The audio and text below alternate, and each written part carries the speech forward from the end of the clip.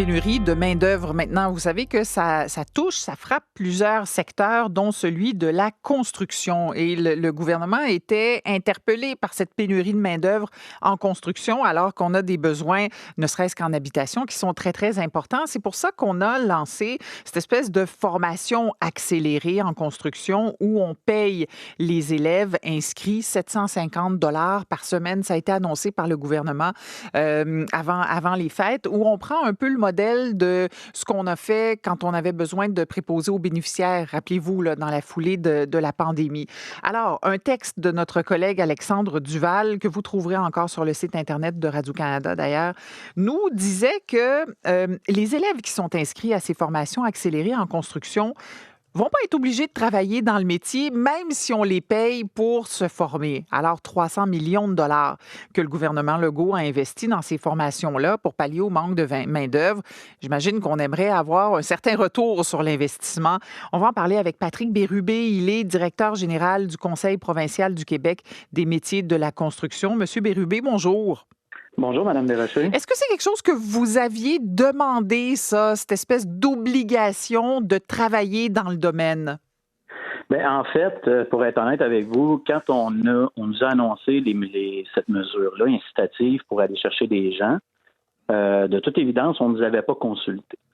Fait que nous, on l'a appris un petit peu plus tard. L'ensemble de l'industrie, d'ailleurs, l'a appris un peu plus tard. C'était une initiative de la part du ministère de l'Éducation. Puis par la suite, quand on a appris ça, nous, de notre côté, ben les discussions qu'on a eues, c'est justement ces espèces d'enjeux-là que vous disiez d'entrée de jeu, Mme Desrochers, c'est-à-dire que, OK, on voit qu'il y a eu un modèle qui a été copié peut-être sur la notion de la santé qui était posé aux bénéficiaires, mais par contre, on voit qu'il y a des enjeux là qui ne sont pas les mêmes.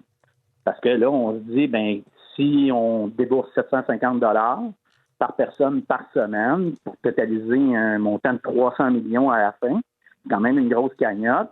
Puis effectivement, on veut s'assurer que cet investissement-là des contribuables soit retourné à l'industrie, c'est-à-dire qu'on s'assure qu'il y a une prestation de travail suivie de tout ça. Ouais. Ça, c'est ce qu'on a mentionné, nous, au moment où tout était déjà en place. Donc, je ne sais pas si ça avait été analysé ou pour quelle raison on n'a pas été de l'avant avec ça, mais disons qu'on était très préoccupés par rapport à cette portion-là. OK. Vous me dites, dès le départ, on ne vous avait pas consulté pour la formation. Mais néanmoins, trouvez-vous que c'est une bonne idée, cette idée de formation accélérée, rémunérée? Ben moi, on aurait opté un petit peu plus parce que tu sais, il faut quand même aussi arriver avec des solutions. On aurait opté peut-être un petit peu plus pour un incitatif, mais réparti sur l'ensemble des métiers. OK. Et à ce moment-là, tu sais, on a des gens, mettons, qui vont suivre des cours dans les grands centres urbains, qui n'ont pas la chance de pouvoir suivre un cours qu'ils désirent dans leur région.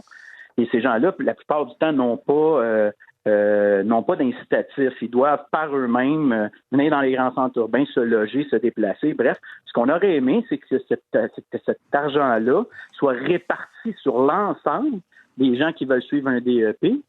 Et par la suite, nous, ce qu'on aurait aimé, c'est que dans ce contexte-là, avec le suivi, les gens qui travaillent dans l'industrie, ils vont par volonté et non pas de commencer, disons, à faire un DEP en accéléré parce que je suis rémunéré 25 $.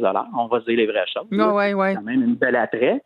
Je suis au salaire minimum, puis je décide d'aller le faire pendant 5 ou 6 mois. J'ai la rétribution, puis par la suite, je donne pas de prestation de travail. Je trouve que ça, c'est un petit peu dommage.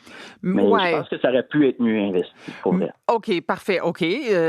Donc, une remise en cause de cette idée-là, mais néanmoins, je peux pas croire que la grande majorité aura pas envie de travailler dans ce pourquoi elle va chercher une formation, là. Bien, dans les faits, je ne sais pas comment ça va être mesuré, tout ça. Ouais. Mais si on revient au départ avec les gens qui étaient déjà en formation, qu'on aurait fait le travail alternance-études, disons, ça aurait pu être un beau modèle parce que ça se fait ailleurs aussi. Puis c'est des bonnes pratiques qui sont faites dans d'autres provinces.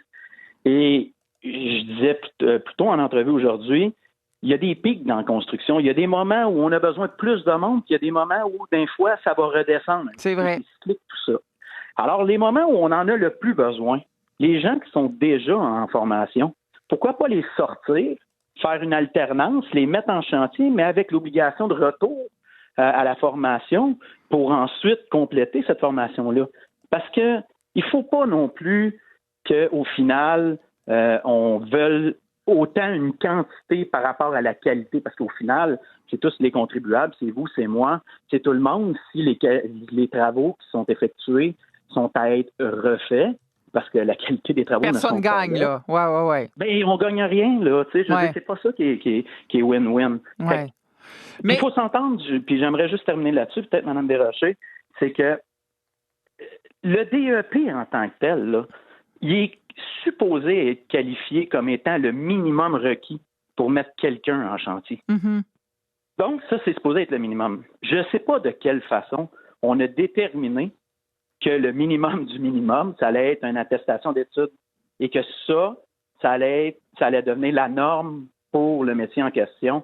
Je ne sais pas qui a déterminé ça. OK. Aïe. Donc, vous soulevez vraiment des questions importantes par rapport à ça. Ce sera intéressant de suivre cette première cohorte, mais puis en même temps aussi d'exiger une prestation d'emploi quand on va travailler pour des entrepreneurs, pas seulement pour le gouvernement, toutes sortes de compagnies privées là-dedans aussi. Ça doit être complexe d'exiger une prestation d'emploi, non?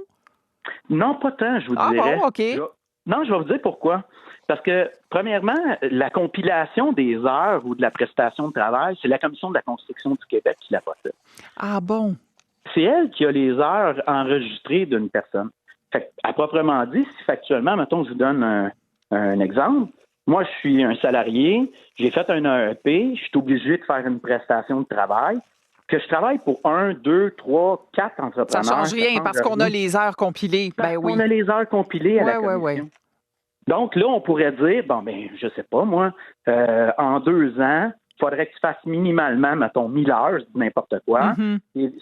Puis si tu rencontres cette exigence-là, pas de problème, il y a le sauf-conduit, donc tu auras eu ta subvention.